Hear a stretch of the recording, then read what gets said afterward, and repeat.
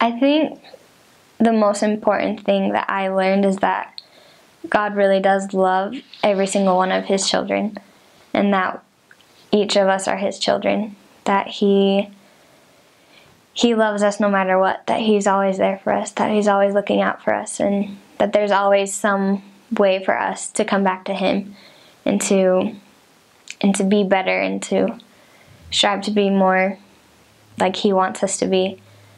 I think just that love, like I learned a lot about loving other people and seeing other people as God sees them. It's not like the easiest thing, but I know that God truly does love each and every one of us, that He is really our Father, and that He wants the best for each one of His children. The thing I wish I did the most before my mission is actually like read and study, preach my gospel. I kind of just went in like thinking it would be easy and that I knew everything that I was going to teach. And then I got into the MTC and it was kind of hard. We were more focused on Spanish, like learning Spanish, than learning the doctrines that we would teach. And then I got to my mission and like I knew everything, like, but I didn't know how to teach it. I couldn't like think of it in like simple terms. So I think a really important thing to do is really like study like what you're going to be teaching. Like you get practice and you learn how to do it on your mission, but even preparing more would help. I think taking a mission prep class is awesome. I didn't take one, and so I think that would be a really good idea. What I've learned from being home for my mission, like when I was leaving and everyone would tell me like, you're going to lose the Spirit, it's not going to be the same, you're going to like have this spiritual decline, and I think that really affected me because I was just expecting it to happen. So I was just kind of like prepared but sad because I knew it was coming. But at the same time, I feel like if I wasn't prepared for that, it would have helped me to just kind of stay the same. And I think the most important thing to do is just to keep up the habits that we learn on our missions. Like I realized like that studying the scriptures and really saying your prayers and being diligent about that really helps you every day to be in a better mood and to be just happier and be able to think of Christ more during the day. Like we're not 100% focused on it because we're not missionaries, we're not teaching other people about it, but it's still something important that we need in our lives. And I feel like those little habits that we learn are supposed to be for the rest of our lives. And like I've seen it work in my life, doing like those little things, like they help me just to feel better about myself, like that I'm doing what God wants me to do, and that I'm trying every day to be a little bit better, to change a little bit, to be more like He wants me to be. And I feel like that's really important for returned missionaries, so we don't just lose everything that we learned and that we experienced.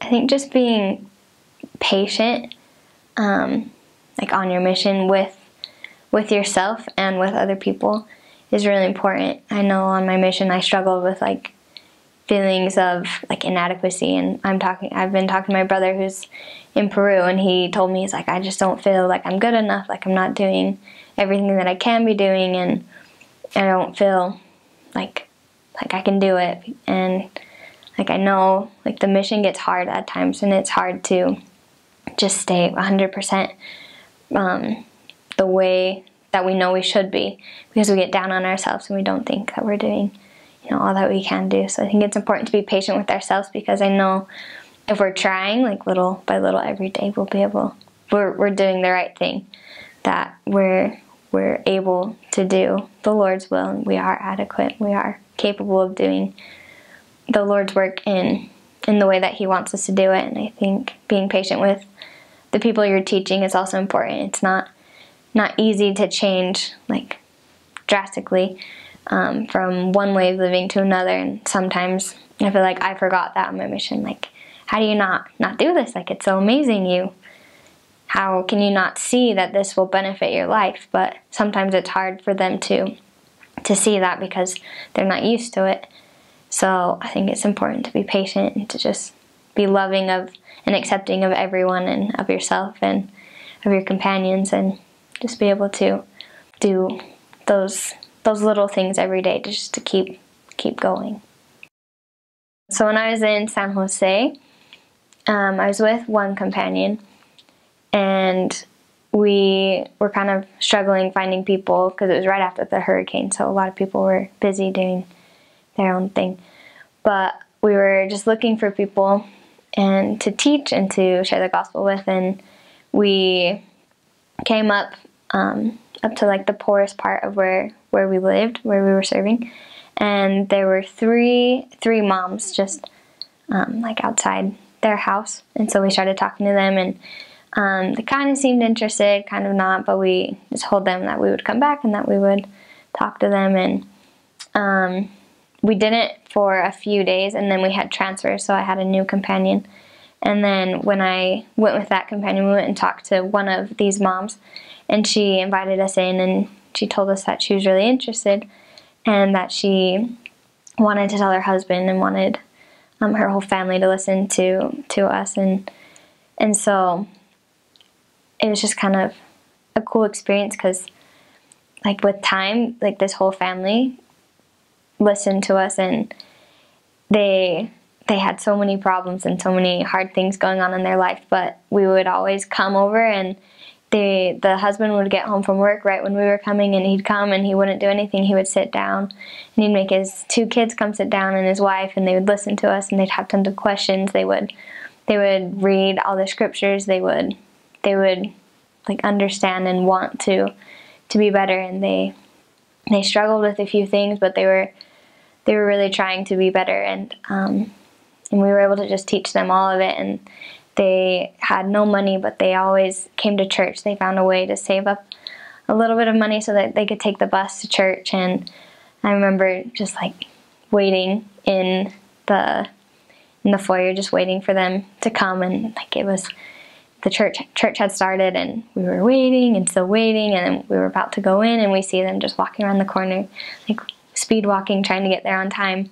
So that was really cool that they would come, and they had their baptismal date, and it was right after transfers, and like I had this like huge, like I had like this love for them that I can't describe, and I just wanted to be there for them. But I got transferred, and so it was just kind of heartbreaking, and I couldn't see it. And I remember that my companion later called me and told me that all four of them were baptized, and that they were super excited, and they were praying that they would be able to go to the temple and be able to be sealed as a family. And I think it's just amazing that they could change so much, and they're just amazing people, and it was just great to be able to teach them and see that change in their lives, and see the gospel and the atonement work for them, and it was really cool.